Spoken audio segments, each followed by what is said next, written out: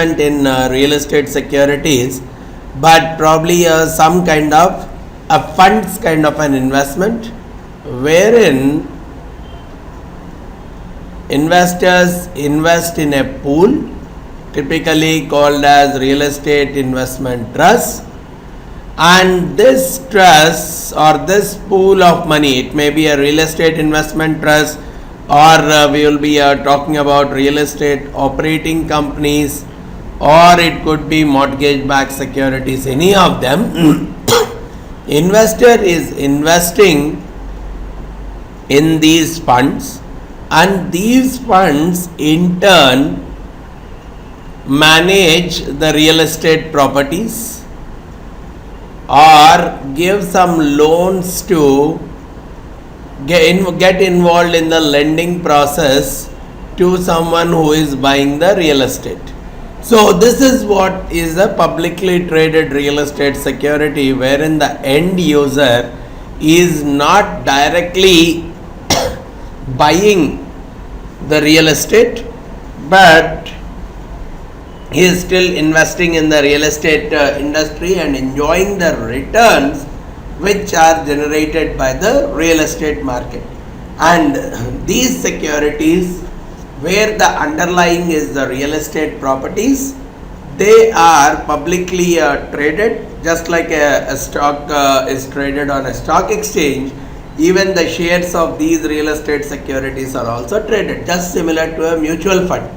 Probably when I talk about the publicly traded real estate securities, you can draw similarities with respect to a mutual fund. Investors invest in a fund, and a fund in turn gets invested in stocks and bonds. And the investors, they can very well pull out or get into the fund at any time, or they can buy the shares of the fund just like they buy the shares of any other company on an exchange. The same logic works with REITs. Probably you can treat the publicly traded real estate securities as a special case of mutual funds, where the pooled amount is invested in real estate market itself. Right? With that as a base, when I am getting started, typically in the publicly traded real estate market, I see three major types of investments. One is real estate investment trust, which is more like an equity form of an investment. Then we have real estate operating companies. So people can invest either into an REIT, or they can invest into a real estate operating company, which is also an equity form of investment, or they can invest in mortgage backed securities, which is more like a debt form of an investment. When I say this equity or debt form, from an investor's perspective, he is just contributing money to this pool. So this pool, I call it either as REIT or REOC or MBS. I may call this pool by some name, but this pool in turn, it invests in, let's say, equity market. It invests in the real estate market in the form of equity. Means whatever the returns that this real estate generates, that is paid to the investors. So the investors, they are given a kind of an equity stake on the real estate market, depending on whether that real estate investments are generating more returns or less returns. The investor has to bear all those kind of things. That's the reason we say that it is an equity form of investment. Whereas in case of mortgage backed securities, probably a predetermined kind of an amount. Okay, they will be given a coupon rate, 6% every period. So a coupon is defined, a principal is defined. So even if the real estate is performing extraordinarily well or very badly, the investor in MBS may be getting more or less similar kind of returns. Whereas if it is investing in REITs or REOCs, because they are equity form of investment, the returns can vary also. But yes, when I have to compare between what is REIT versus REOC, couple of things. REITs, they are exempted from corporate tax. So it's a very interesting set of trust. It's a trust that is set up where they are exempted from corporate taxes altogether. But the way they get that exemption is they have to invest whatever the proceeds they are collecting from the investors. They have to invest majority portion in the income generating real estate. Income generating is more get into the process of rentals. So they invest in the real estate properties and give that property on a rental basis, not for buying and selling of the properties.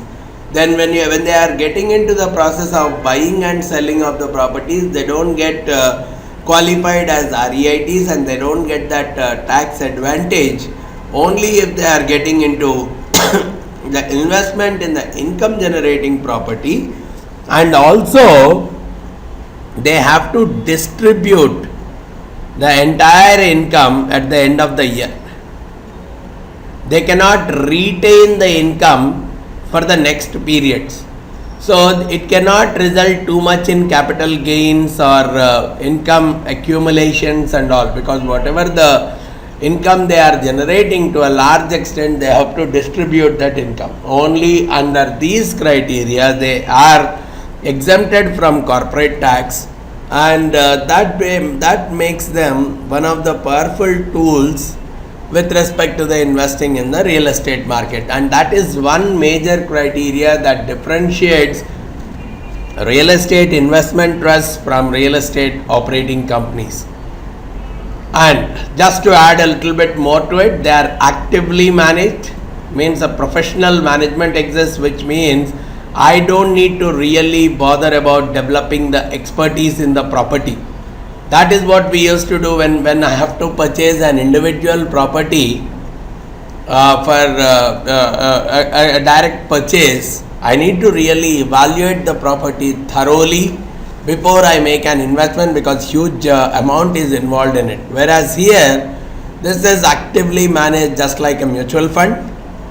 So, though many times we find this REITs, they specialize in one type of property. Probably it's like residential or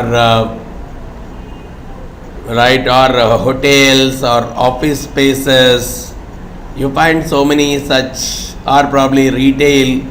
Because the characteristics of each of these different types of businesses differ based on the economic situations and various other aspects. So most of the time the REITs specialize in one major form of the property type, but you may even find diversified REITs also. And the major ways they can generate the profit is one, growing the cash flows, which is more like increasing the rentals. So based on increasing the rentals, they get more income, which will increase their profits.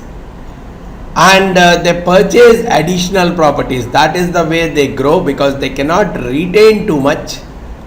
Right, so to grow, probably they have to raise more and more capital. So we will be seeing even later, they issue secondary equity to a large extent.